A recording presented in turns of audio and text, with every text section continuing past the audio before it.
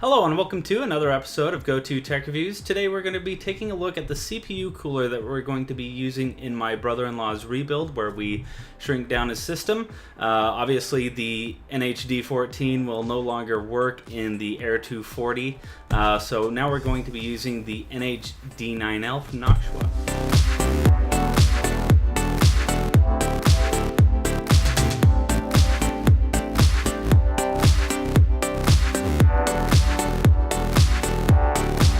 Okay, so before we open up this box and take a look at the cooler, I also wanted to mention that we will be using these NFF12 Industrial PPC 2000 PWM fans from Noctua. They're going to be replacing the stock Corsair fans that are in the Air 240.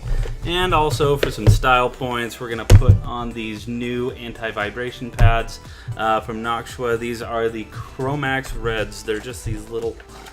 They fell out here, but they just go on the corners and look much better than the poo brown that we have seen previously. So anyways, we'll set that off to the side. Okay, so opening up the cooler, standard quality Noctua. I've been saying it wrong. It's actually Noctua. I've been saying Noctua. It's Noctua. So accessory, so you've got your SecuFirm 2 mounting system. I am a huge fan of this. The easiest to install after the Darkrock Pro 3 and trying to get the little nuts in underneath. Oh, such a nightmare. This is so much easier. We'll go over the accessories a little later though. Let's just get right to the cooler here, and man, it wants to stay in there.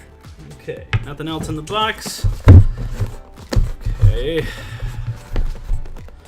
Apparently, I'm not smarter than the box. This is like an interesting puzzle. Alright. Very small and compact.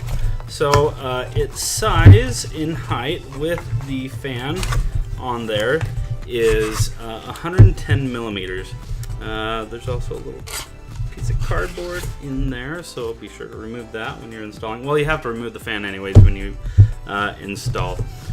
So you've got these 4 heat pipes, and then you have the smooth copper bottom here. It's very cube shaped, and really there's not much to talk about here. However, the thing that's nice about this compact design is that it's not going to overhang the memory. So you don't have to worry about having low profile memory. You can just use standard memory. It's not going to get in the way of the graphics card. So the fan that comes pre-installed on here is the NFA9. It is a 92 millimeter fan. You're going to have to remove this when you install the brackets. So let's go ahead and take a look at the accessory box here. So you get your standard, Noctua, instruction manuals on how to install on each of the different sets. So you've got your Intel set. This is the one that we're going to be using because it's a Z170 chipset. So the socket LGA 1151, of which we will also be using this back plate. So we will set that off to the side. There's also the AMD set, which you will still use the same backplate, but it has a different set of tools. Then you have this secondary accessory set. So this, let's go ahead and open it. So it comes with this thermal paste. This is their NTH1. I've been using it in pretty much all my builds.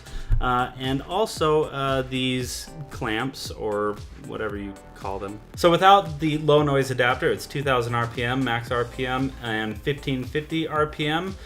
With the low noise adapter, the max airflow without is 78.9 meters cubed per hour, and the max airflow with low noise adapter is 62.6 meters cubed per hour. The max acoustical noise without is 22.8 dBA, and the max acoustical noise with the low noise adapter is 16.3 dBA. So now that we've taken a look at the NH-D9L, I wanted to look at some similar coolers and just kind of see how it performs against them. So first we've got the standard Intel cooler that comes boxed with the non-K series. Now if you remember, my brother-in-law's system has a 6600K, but we're not going to overclock it, so what we're going to do for testing is we're just going to do non-overclocked to see how well each of these perform under idle and load. So we've got, again, the NH-D9L, and then, now granted this would not fit in his new build. This is the Cooler Master Evo 212, but I figured it would probably perform pretty similarly to the NH-D9L if you had enough room. So I probably have already done the build video before I do this, or this might be before, I don't know which, but we're gonna put it in the system nonetheless and start testing.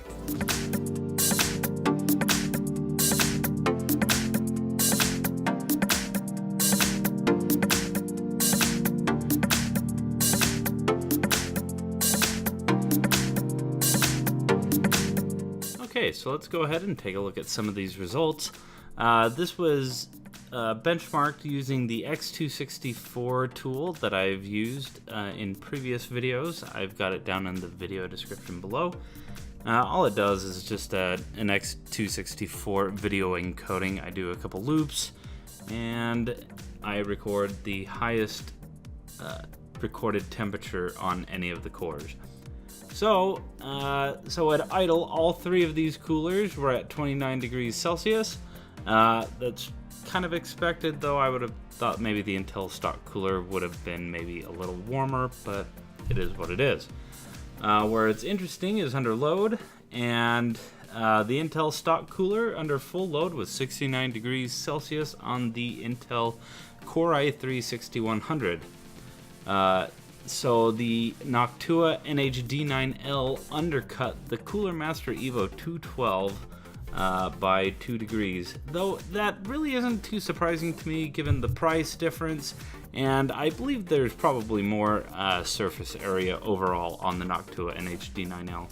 So the way I look at it is that the Noctua NH-D9L is able to give you the performance of roughly the Cooler Master Evo 212 in a much smaller condensed form, and I think that's really cool. And I think this would go really well in any sort of case where we've got a little bit of room, but it's still kind of tight. It's not going to work in a case, you know, like Fractal Designs Node 212 or anything where you have to get a really low profile.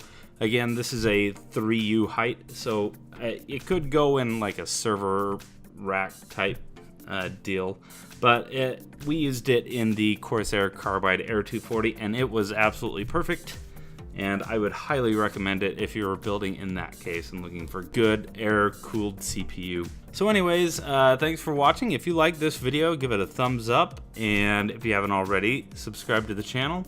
You can also follow me on Twitter and kind of see what I'm up to and some of the latest projects I'm working on.